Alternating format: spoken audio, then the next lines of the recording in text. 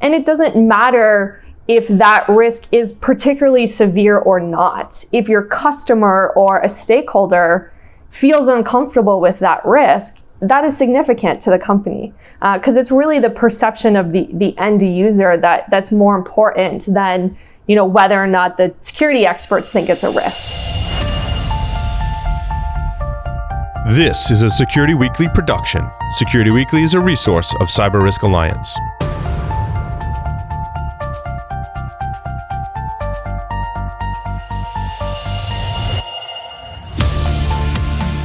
The Cybersecurity Collaborative, in conjunction with Cyber Reason, is proud to present CISO Stories. Each week, CISO Stories takes a deep dive on security leadership. The Cybersecurity Collaborative is a unique membership community enabling cybersecurity leaders to work together in a trusted environment. To learn more, visit securityweekly.com/CSC. I'm your host, Todd Fitzgerald, and this week we welcome Melanie Ensign, CEO of Discernible Incorporated, previously recorded while Melanie was Global Head of Privacy, Security, and Engineering Communications at Uber. Thank you so much for having me and for inviting me to be part of the book project. I was My pleasure. Really excited that you were working on something like that, particularly for security leadership, because we're seeing so many people moving into those roles and into that function without lots of perhaps either leadership experience or different types of leadership experience. And so I have definitely seen a need across the industry for more resources like that, specifically for the folks who are responsible for leading an organization, who maybe are coming from they previously led an engineering organization, and this is a little bit more cross-functional from a business perspective. So my current role at Uber is the global lead for our security, privacy, and engineering communications. What that means pragmatically is that I am responsible for explaining to our external stakeholders what our technical teams are doing internally in regards to building our systems, data protection, and various elements that fall into that domain. I also spend a good portion of my time consulting internally with different technical teams and our executive team on how do we communicate with each other as a team and as an organization. The way that I really view my function is that the external narrative part of my job should be very simple and straightforward, and frankly, much easier when the pieces are all aligned and we're firing at all cylinders internally. So when I first interviewed for this role, what I told them was we're going to fix the inside parts of our teams first, and we're going to really focus on the performance and operations of our security teams. And then the external part is, like I said, easier or simpler. I'm just holding up a mirror to what is already true. And so that is really the way that I approach my role. And it's the piece that I contributed to this book is really focused on what is the role of that security communications function within an organization so that we are using our skills and our background as communicators to improve the security posture of a company and not just waiting for those, incident moments where we're asked to come in to manage a crisis. Sure. What sort of background? I mean, you clearly have a background that I think is different from the CISOs out there that aren't, as tied into the PR, the communication side. So where did you develop those skills? So believe it or not, I actually started my formal training in marine biology. So I grew up as a kid wanting to be a shark scientist, and that was my passion. Okay. So I went off to college to get a marine biology degree. About halfway through my program, I actually started to get exposed to the types of jobs and careers that were possible with that degree. And it's not that any of them were particularly bad or things that I didn't want to do. The reality was I was so passionate about that part of my life that I didn't want anyone to tell me how to do it. I knew that was a part of my personality and a part of my life that needed to be autonomous.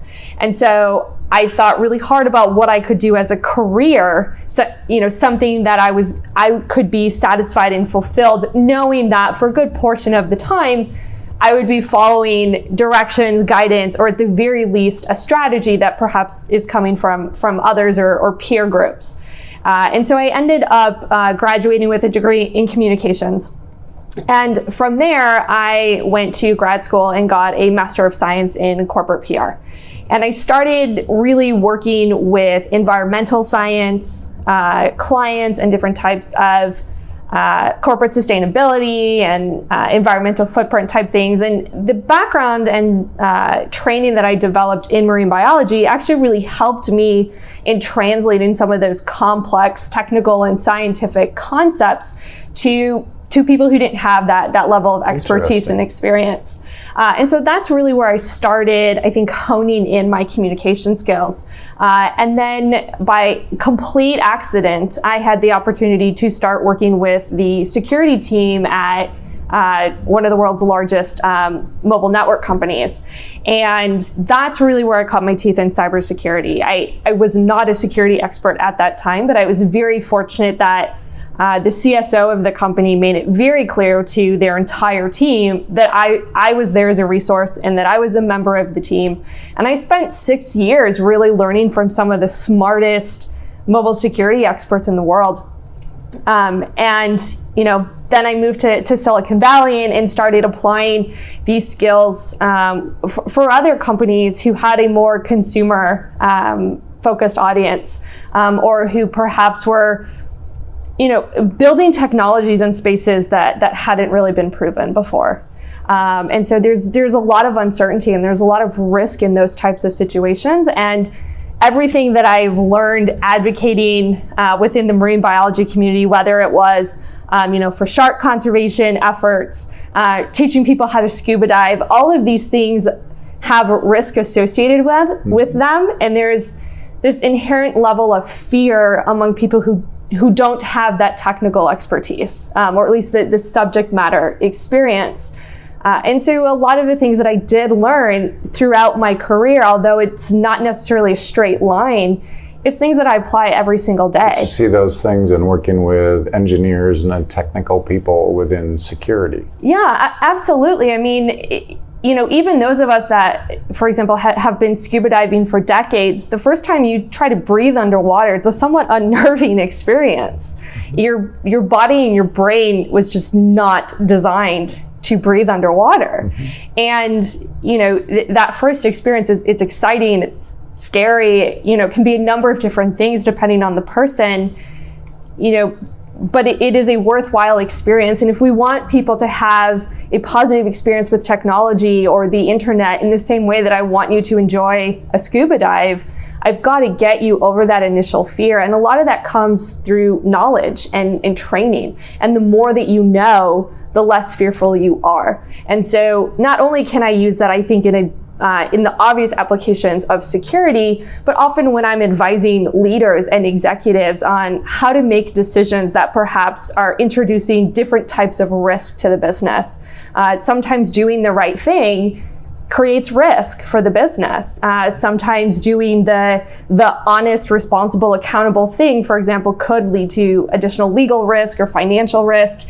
And teaching executives how to confidently walk through those fires, knowing that they will be better off on the other side, I think is a skill that is often perhaps doesn't get the same level of attention in security organizations that it could, because technically that's what a CISO is doing, right? It's teaching their peers and their leadership how to take certain types of risk. And so you need a communications advisor that can not only teach you how to do that yourself, but can teach you how to teach the other business leaders what that process looks like. Do you think the business leaders are apprehensive about risk today, or are they on the other side where they want to take more risk and we have to pull it back a little bit? Sure, I want to say neither, actually. I think it's somewhere in between, because business leaders take risks all the time. Right. M&A deals, new lines of business, product launches, personnel decisions. As a business, we take risks all the time. I think the challenge we have in the security industry is that we have not yet communicated our risk as being either the same caliber or the same kind as other types of risk that the business is weighing and trying to balance. Significant then. Not so much it's not seen as significant, but it's seen as something like weird and unusual, right? And so it has this somewhat association of being unknown, and that perceives it as being a higher risk because there's just too much uncertainty for most business leaders to conceptualize the same way that they think about, like an acquisition. And I think that there is a huge opportunity for security leadership to better translate their type of risk into the type of risk that business leaders already understand. If you are willing to spend billions of dollars on an acquisition, which certainly has tons of uncertainty around it, you should be willing to invest in some of these security programs, and you should understand how different risks that you're taking as a business may be increasing or reducing those security or privacy risks. And so I think the onus is really on the security leaders to remove that perception of strangeness from their risk management discussions. How do you think the best way is that we can do that? It's a good question, and truthfully, as a communicator, I always look at the people that are involved. I don't know that there's necessarily a one-size-fits-all for everybody, except to say that you need to understand the players that are involved, and you need to understand what makes them tick.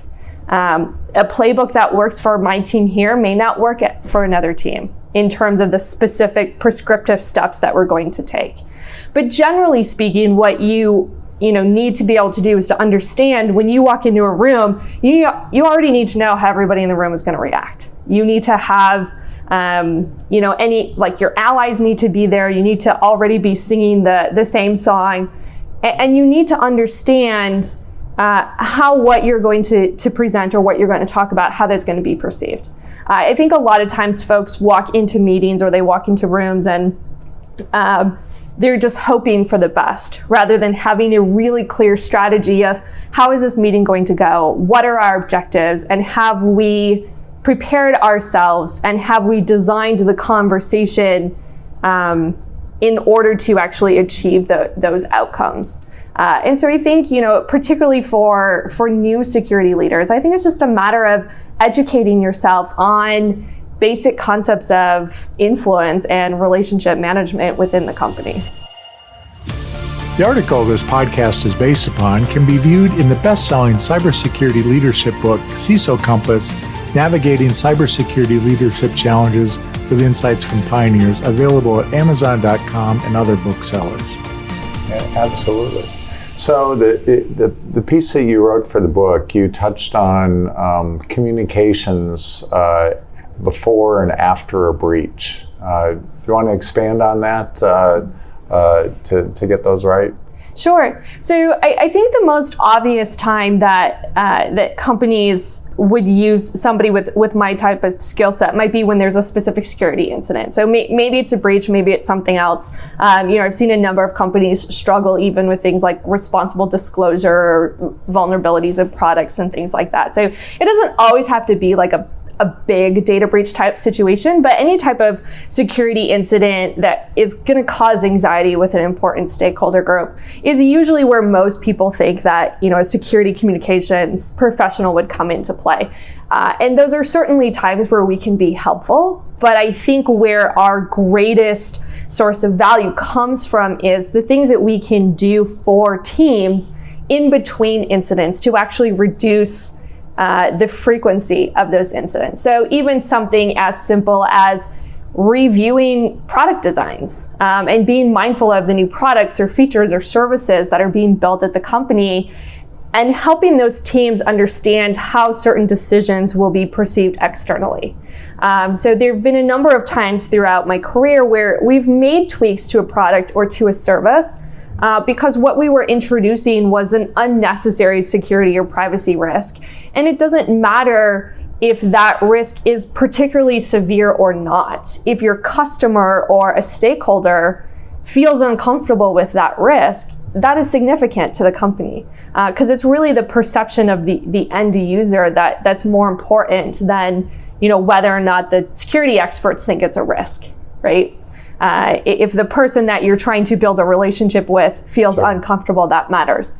And so there's a lot of things that we can do as communicators, like I said, whether it's helping our engineering teams work better with each other, right? So if we're building a new backend system, for example, do my infrastructure engineers speak the same language as my network security engineers? And are they actually aligned on goals? Or are they walking out of meetings thinking that they're all building the same thing, but they're actually going to go build something different because they didn't actually double check that they were communicating effectively with each other? And then other times helping them understand how to engage externally with different stakeholders that we have. So one of the teams that I spend a good deal of time with here at Uber is our bug bounty program, and teaching our engineers really effective de-escalation skills. So you can imagine in an environment like bug bounty where the communication is mostly all asynchronous, it's usually all written, there's usually some type of cultural or language difference between the person who's receiving the report and the person who has submitted the report. There's different expectations of what the response should be for certain types of vulnerabilities. And believe it or not, even though engineers have this really inaccurate reputation of being somewhat robotic and non-emotional, engineers are actually very emotional people. And so you can imagine that there's usually situations where even with good intent on both sides, it is very easy for a misunderstanding to escalate into something that becomes pretty heavily charged from an emotions perspective. And so teaching engineers how to deal with those situations, how to focus on what is the outcome that we want to have with this person, and how do we keep a strong relationship with them, and how do we help them understand our position, but also how can we be more empathetic to their position. These are not skills that a lot of engineers enter the field with, particularly the folks who think that they might just be triaging bug bounty reports. And so I do spend a good deal of time helping them facilitate relationships with that community, because that community is critical for the security of our systems, right? To make sure that we are getting as many smart eyes as we possibly can on our code and our services so that we can actually scale our vulnerability scanning processes. So what things would you tell people about, that you've learned over time, that if they're having a breach that, you wish you would have done before, or a lesson learned or something to make that whole post process better instead of waiting for that to happen? Sure. So a couple of things. I think first and foremost, you need to know your environment. You need to know the history of the technical systems that could have an issue, right? So, wherever the incident takes place, you need to understand what the history has been with that system. Is this a completely expected thing? Is it completely unexpected? Have there been any changes recently? Or, did we have changes already planned that are coming up that now we can escalate to help mediate? So understanding the technical environment, I think, is particularly important. And again, it's another reason why spending time in this space before an incident is important, because when an incident happens, you don't have weeks to investigate and figure things out. The second thing is you need to have relationships with the external stakeholders that you're going to have to communicate with. So whether those are members of the media, whether it's law enforcement, because some of those incidents do involve law enforcement investigations, whether it's regulators, those relationships need to already be in place. I need to be able to pick up the phone and call whoever I need and know that they're going to pick up the phone, because time is of the essence, and trust is really important in that situation as well. So there's all these things that you can do proactively to prepare so that you have more resources and you have more levers that you can pull in the moment when you really need them. All right. That sounds like really good advice. So anything else that you want to share around communications that would be important to the CISO or the teams? Yeah, the one thing I will add is that I have had to create my role at every single company I've worked at. And the number one partner in making that happen is the CSO or the CISO. It is unusual for a PR or communications team to proactively develop this role on their own. They will most often have it in their corporate communications team, particularly if they view it only as a crisis function. They might have it in other areas of issues management or things like that. But typically it is not somebody's full-time job just to focus on this area. And so it's really critical for the security leadership, particularly senior leadership in security organizations, to partner with their communications peers to create these roles, because communications teams likely won't create them on their own until, you know, the security executive comes to them and says, my team has a very specific need, but we recognize that it needs to sit within your organization as the communications function. So do you sit within the security organization then? I don't. So I sit within the communications organization. So at most companies, particularly large enterprise companies, there are restrictions on who can speak externally on behalf of the company, and usually it's restricted to people within the communications organization. So it's really critical that this function be in that group. But I am a dedicated embedded partner to our security teams. Absolutely. And so it's the CSO who goes to either the CMO or the head of communications or whoever it is at your company to say, there is a need for somebody with deep security expertise who can provide dedicated communication support for this organization. Yeah, that sounds like very good advice. So thanks a lot, Melanie. It's really been a pleasure, and thanks for all that you do, and we really appreciate you taking the time. Of course, I'm happy to contribute, and like I said, I was just so thrilled to see your book come out. I think it's really valuable for the industry. Cybersecurity is the champion for today's defenders, providing an endpoint security platform to prevent, detect, and respond to malicious operations on computers, mobile devices, servers, and the cloud. Cybersecurity.